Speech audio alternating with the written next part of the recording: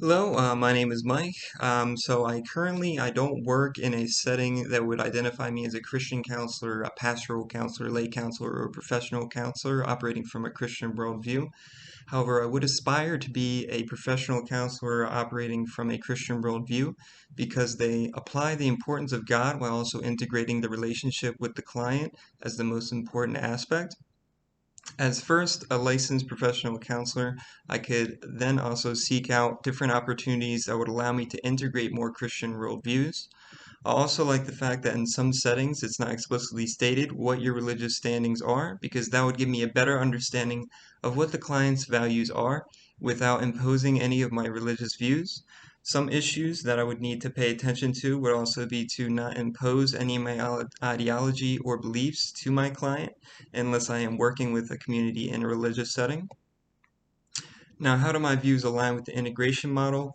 When comparing with my views to the integration model, I would align with the neutral parties in the intermediate model, mainly because I believe there's a space for both psychology and Christian theology when counseling.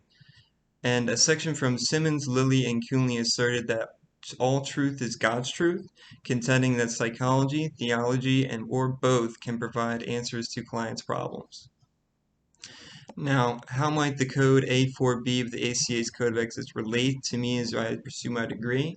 Well, just to review, the Code of Ethics indicates that it is inappropriate to impose our value system or beliefs onto others, but it is important that we identify the spiritual values of our clients along with the cultural values that we navigate them well with our clients.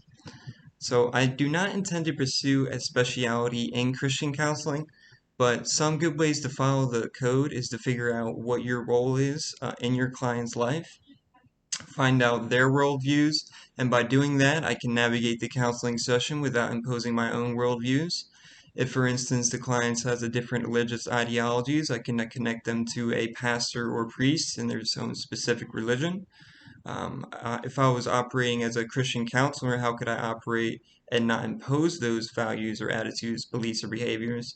Well, if my client's views doesn't align my own, I must make sure not to impose my views on my client, of course, following the code of ethics. Now, first, I must identify my own worldviews and beliefs so that I can make sure I'm not imposing my own beliefs on my client. And although I would not need to lose my values, I can make sure I don't impose them on my clients by identifying what my beliefs and values are.